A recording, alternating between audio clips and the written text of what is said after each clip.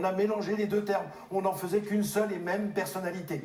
L'homme est chargé de trouver sa nourriture depuis la nuit des temps. Les hommes préhistoriques sont des nomades, ils se sont toujours déplacés. La sédentarisation est presque venue bien des siècles plus tard. Et puis on a vu tous ces mouvements, et alors quand on parle de notre hexagone, on en a vu passer. On a vu arriver les Celtes, il y a des siècles et des siècles, c'était au Xe siècle avant notre ère. Ils sont installés en Bretagne, mais aussi, vous savez, sur tout l'arc atlantique.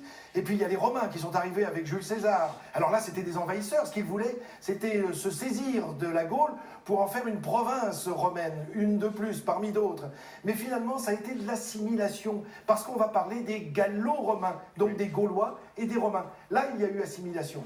Et puis sont arrivés ce que les Romains appelaient les barbares. Vous savez, ce sont ces peuples germains qui venaient de l'Est. Pourquoi venaient-ils de l'Est? D'abord parce qu'on pouvait difficilement arriver de l'Ouest, étant donné qu'on est au bord de l'Atlantique.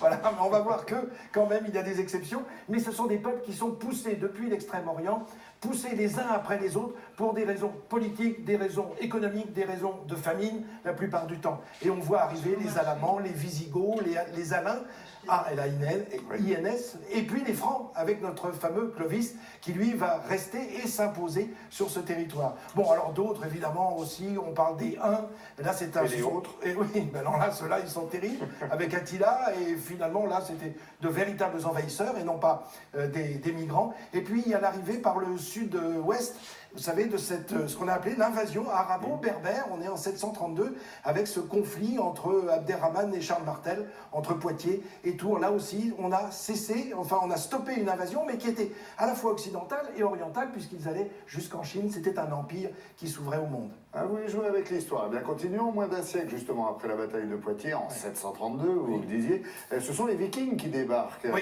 Alors, dans ce cas précis, on parle de migration ou d'invasion? Ah, j'ai envie de dire les deux, mon général. Vous savez, parce que, d'abord, pour des raisons sociales, à l'intérieur même de ces pays nordiques, l'aîné pouvait reprendre les terres. Dès que vous étiez un fils cadet, s'il y en avait deux ou trois, il fallait aller chercher des terres pour vous installer ailleurs. Et plus dans le pays, il n'y avait plus de place. Donc, il fallait descendre. Ça, c'est une des raisons. Et puis, les condamnés politiques, généralement, étaient chassés de leur pays. Donc, il fallait qu'ils trouvent un ailleurs. Donc, c'est avec leurs bateaux à fond plat qu'ils ont traversé la mer, puis remonté les fleuves, puis remonté les rivières. On les a stoppés à Paris, qui un petit peu plus loin en Bourgogne, puisqu'ils sont allés jusqu'en Bourgogne. Oui. Et finalement, on leur a offert une terre.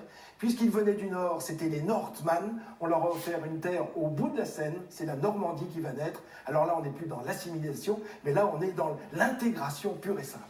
C'est ce qu'on appelle une question de point de vue, on est d'accord. Alors revenons maintenant au début du XXe siècle avec des événements majeurs qui prouvent que l'histoire se répète malheureusement. Oui, oui, alors vous avez raison, là encore. Alors on peut penser évidemment aux migrations russes, vous savez, du temps de la Révolution de 1917. Puis il y a eu les migrations espagnoles suite au régime franquiste, terrible, très dur. Et puis évidemment, ce qui nous rapproche encore le plus des événements d'aujourd'hui, c'était qu'il y a 40 ans, c'est 1974-1975, avec les Boat People. Là encore, des bateaux qui vont transporter à travers une mer déchaînée, sans aucun appui, sans aucun soutien, sans aucun accueil de l'autre côté de la mer. Et là encore, on était dans une situation dramatique. Et là, des intellectuels français se sont vraiment mobilisés. Ah oui, vraiment mobilisés, merci, je vais y arriver, pour demander au président Valéry Giscard d'Estaing de faire le maximum pour accueillir un maximum de boat people, 175 000 à peu près. C'était une volonté politique cette fois, mais vous voyez que l'histoire sans cesse se répète.